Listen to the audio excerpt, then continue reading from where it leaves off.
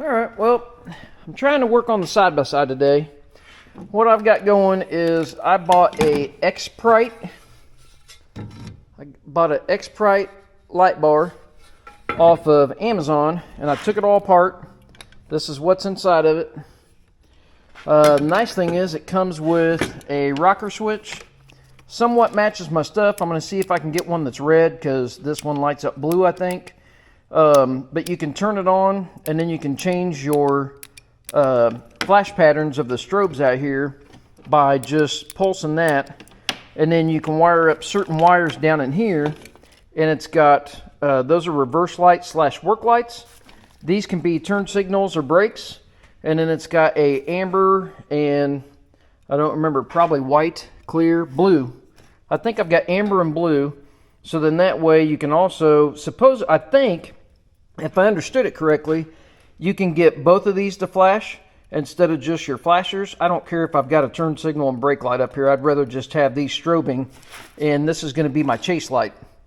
What I came up with for mounting, as I trip over gas cans, here's your, your part that, your case, I guess, or whatever you want to call it, the housing. I've got these little loop brackets. You guys probably can't see that in the light. Let's grab another one. I've got a few sets of them here. I've got these because on a Can-Am Commander, this bar up here is 1.875. So everything always seems like it's 1 3/4 or 2 inch. So you're pretty limited. You can get these style brackets that have the rubber bushings in it, and I really like that for my lights. Super well mounted. These are all, on my switch panel up here. And then I've got a light bar on the front, up on the bumper. It's on the switch panel. And then this is also, my light bar is going to be on a switch panel. But anyway, so what I came up with is I'm going to mount this like so. I'm just going to drill holes in the housing and run screws through the back side. I've got clearance. I'm kind of close on the clearance over here on this side, but I've got clearance. So that's what I'm going to do. It'll keep it up nice and tight. I've got multiple holes I can go in, but I think I'm going to go in that center hole there, and that'll keep it real nice and tight to the roof, and it'll be good to go. So let's I'm probably going to go over to the drill press and see if I can just drill these from the inside. I'm going to center punch it and drill me a couple 1/4 inch holes. I got me some button head screws to go in from the inside, because this side over here has a whole lot going on, but there's a little bitty spot right here. So if I can get that button head to sit there, this stuff is all kind of out of the way. So anyways, let's see what we can get done and get a light bar mounted. It'd be nice. All right. Well, my drill press turned into my drill. I figured it wasn't that big a deal, but I am digging that. Nice reveal across the top. I haven't centered it yet. We'll get it centered, and then I figure what I'm going to do is I'm going to go ahead and lock everything down. I'll lock this down.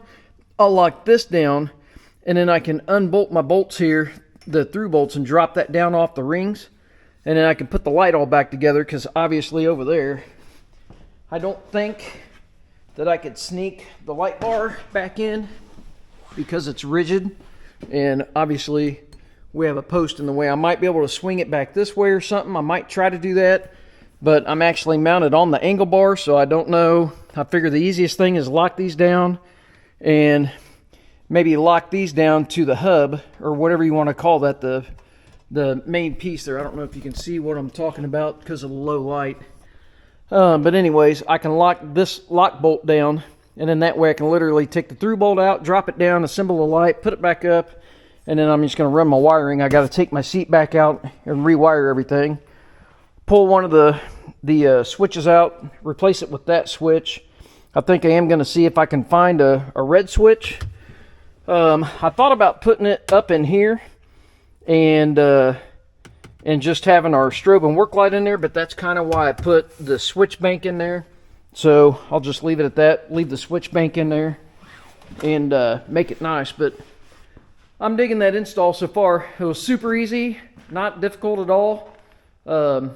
I think that's what we're going to do. So let me get it together, I'll get everything locked down because you guys don't want to watch me bolt stuff up and all that.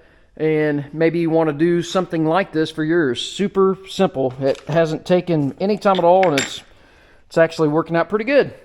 So anyways, let me get it back together. We'll be back. All right, I just figured I'd show you quickly here. So when you turn your strobes on, I've got my white wire hooked up from my reverse light. I just wanted to show you how bright it was. I mean, it seems pretty bright in the daylight with the lights on in the shop. But there's worth the white wire unhooked. And then when you push your momentary down switch on, there's your strobe patterns. I don't remember how many it has.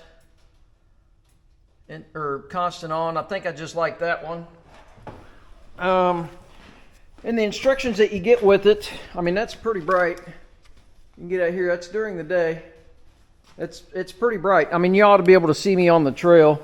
I might end up hooking the red wires to the brake lights. I don't know.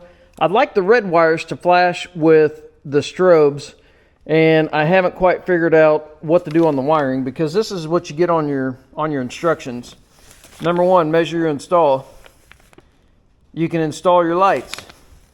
Here's your two options for your switches. I've got the toggle in it, but it also comes with this on and off push button deal, which I don't need that.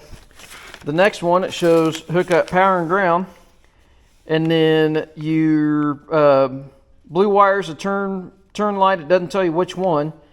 The brown wire is a turn light, and the red's a stop light, and then you hook your white to your whatchamacallit.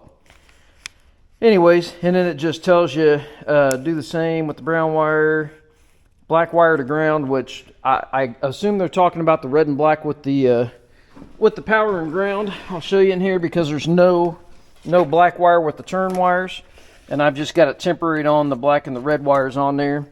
And here's your switch. Like I said, you turn it off, turn it on, and then you momentary that down to change your patterns. Anyways, hope you like the install.